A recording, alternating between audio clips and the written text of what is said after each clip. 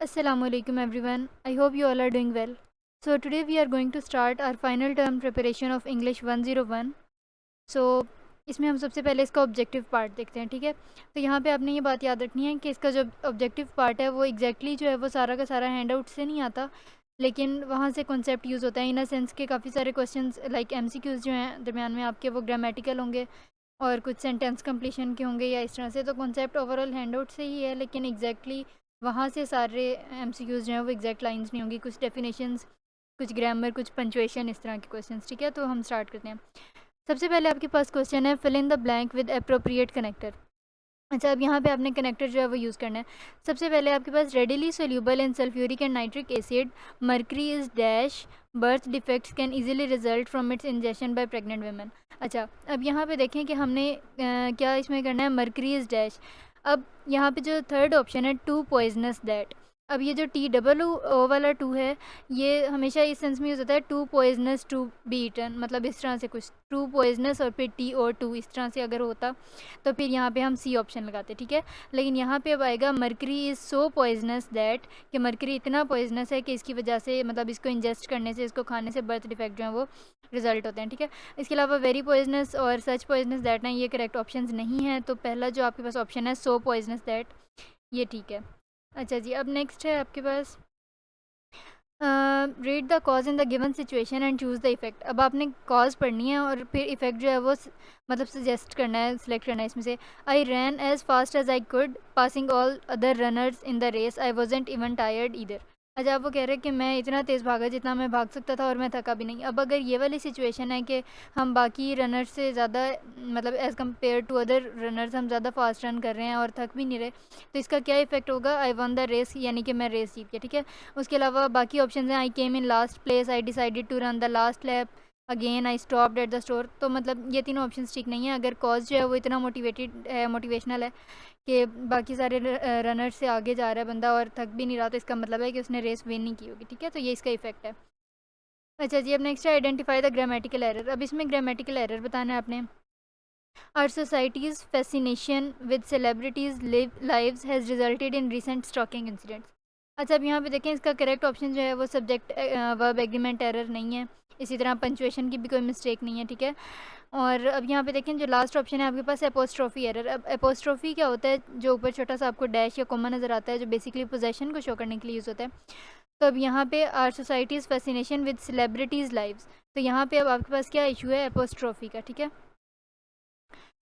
अच्छा, अब नेक्स्ट है कंप्लीट द सेंटेंस। अब आपने ऑप्शन ठीक चूज़ करना है। Sarah wished to attend the dance party dash she did not have a proper dress, कि सारा जो है वो डांस पार्टी अटेंड तो करना चाहती थी लेकिन उसके पास प्रॉपर ड्रेस नहीं था। तो यहाँ पे बट आएगा और इफ़ या एंड, तो हम कहेंगे Sarah wished to attend the dance party but she did not have a proper dress, कि वो अटेंड तो करना चाहती थी लेकिन उसके पास प्रॉपर ड्रेस नहीं था पार्टी अटेंड करने के लिए, ठीक है। तो जिसका करेक्ट ऑप्शन है वो ए है।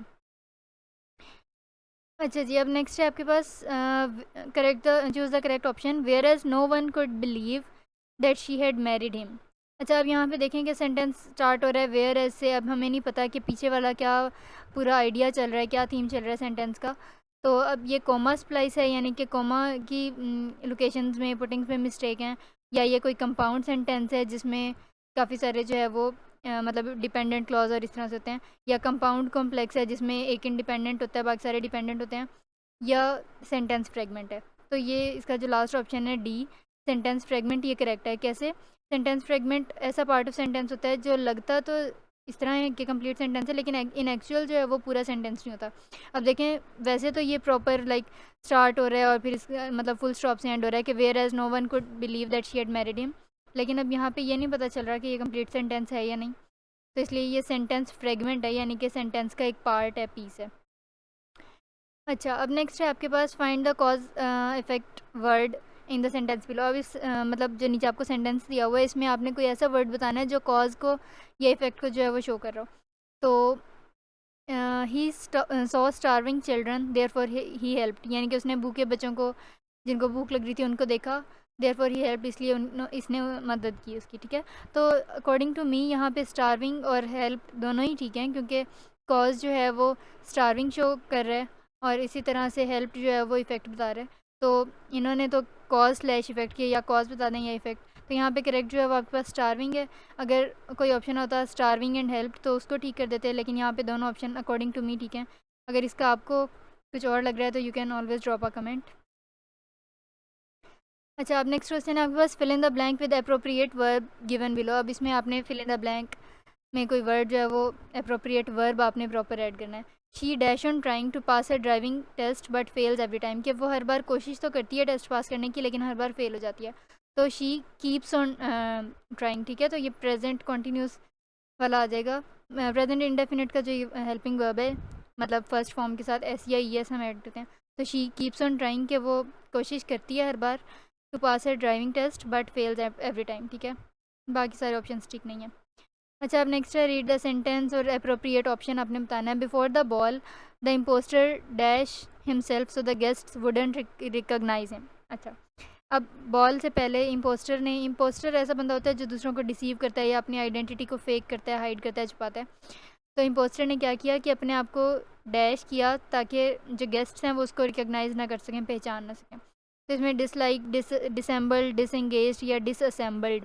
तो यहाँ पे डिसेंबल्ड जो है वो करेक्ट ऑप्शन है। डिसेंबल्ड का भी यही मतलब होता है टू फेक समथिंग, कि किसी चीज़ का दिखावा करना, कोई चीज़ छुपाना, कंसील करना, ठीक है। डिसलाइक का आपको पता है डिसंगेज भी अलग करना और डिसअसेंबल्ड भी अलग करने को कहते हैं। तो जो डिसेंबल्ड है यानी कि बी है वो करेक्ट ऑप्शन है, यानी कि to conceal something, to hide something. और इम्पोस्टर बेसिकली करता भी वही है।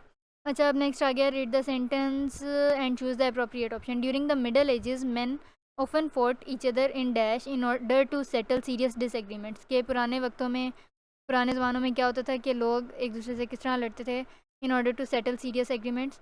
तो फर्स्ट ऑप्शन है डोल, डोल जो गुड़िया होती है। इसी तरह डायल है जो हम कीपैड पे डायल करते हैं। इसी तरह नेक्स्ट है डुएल, और एक DUEL वाला डुएल है और दूसरा DUAL। अब ये जो DUAL है वो 2 को शो करता है। जैसे हमारे सेल फोन्स में अगर 2 सिम कार्ड होते हैं तो वो होता है कि डुअल सिम कार्ड है, ठीक है। इसी तरह जो सी ऑप्शन है DUEL, इसको इसका ये जो है करेक्ट ऑप्शन है कैसे कि डुएल जो है ये सी ऑप्शन DUEL वाला डुएल, ये ऐसी जगह होती हैं जहाँ पे दो लोग जो हैं वो आपस में एक दूसरे से लड़ सकते हैं, जंग करते हैं, ठीक है। तो जो डॉल, डायल और डुअल 2 वाला ऑप्शन है वो रॉन्ग है, और जो सी आपके पास है DUEL ये इसका करेक्ट ऑप्शन है, ठीक है। अच्छा, अब नेक्स्ट है आपके पास the first time you dash London was in 1963 wasn't it the first time you visited, the first time you visit, the first time you have visited, या the first time you was visiting. तो अब यहाँ पे देखें past की बात हो रही है कि पास्ट की बात हो रही है, ये हमें कैसे पता चल रहा है। अब आगे सेंटेंस में वॉज यूज़ हो रहा है बार बार, ठीक है। तो the first time you visited London was in 1963, के पहली बार जब तुमने 19 मतलब लंदन को विज़िट किया था वो 1963 था। वॉजेंट इट कि क्या ये नहीं था, क्या 1963 नहीं था। तो अब यहाँ पे पास्ट टेंस क्योंकि यूज़ हो रहा है और पास्ट इनडेफिनिट टेंस है, तो यहाँ पे वर्ब की सेकंड फॉर्म यूज़ होगी दैट इज़ विजिटेड। तो आपके पास जो ठीक ऑप्शन है वो ए है, that is the first time you visited London was in 1963 wasn't it, ठीक है। अच्छा जी, नेक्स्ट है choose the correct option. A dash is the expression of meaning of a passage in different way. Paraphrase, elaborative writing, detailed description और gist। अच्छा, अब यहाँ पे देखें कि expression of meaning of passage in a different way. तो जैसे उर्दू में मैट्रिक के टाइम्स में इस तरह नहीं कुछ क्वेश्चंस होते थे, जैसे कोई अगर कोई नज़म है आपके पास और उसकी नसर करनी होती थी तो सिंपल उसको हम क्या करते हैं कि वर्डिंग, तो वही मतलब वर्डिंग थोड़ी सी चेंज करके लिख देते हैं, मतलब मुख्तलिफ तरीके से लिख देते हैं लेकिन उसका मीनिंग यही होता है। तो उसको इंग्लिश में पैराफ्रेज करना कहते हैं, पैराफ्रेज, रीफ्रेज, ठीक है। तो पैराफ्रेज जो है वो ऐसा एक्सप्रेशन होता है जो मतलब मीनिंग ऑफ पैसेज जो है बता रहा होता है लेकिन थोड़े से डिफरेंट वे में, ठीक है। अच्छा जी, अब नेक्स्ट है इन Europe a definite system of locating the annual cuttings is extensively used in the management of communal and government forests. अच्छा जी, अब यहाँ पे आएगा इज़ एक्सटेंसिवली यूज्ड, ठीक है। एक्सटेंसिवली यूजेस नहीं होगा, क्यों? क्योंकि अगर पहले टेंस में फिल इन द ब्लैंक से पहले इज़ यूज़ हो गया होता तो फिर हम एक्सटेंसिवली यूजेस कर लेते, ठीक है। और इसके अलावा विल हैव एक्सटेंसिवली यूज्ड या हैज़ एक्सटेंसिवली यूज्ड नहीं होगा, ये सिंपल सा प्रेजेंट इंडेफिनिट टेंस है। और इसमें होगा कि in Europe a definite system of locating the annual cuttings is extensively used, के एक्सटेंसिवली इसको बहुत ज़्यादा यूज़ किया जाता है। क्यों? क्योंकि because under this system the forest can be organised and which appropriately equal yield in security, ठीक है। तो यहाँ पे जो आपके पास सी है that is correct option. So that was all about today. इसमें अगर कोई कन्फ्यूजन हो या कोई MCQ मैंने रॉन्ग मार्क किया हो तो you can drop a comment and I will answer your questions. Thank you.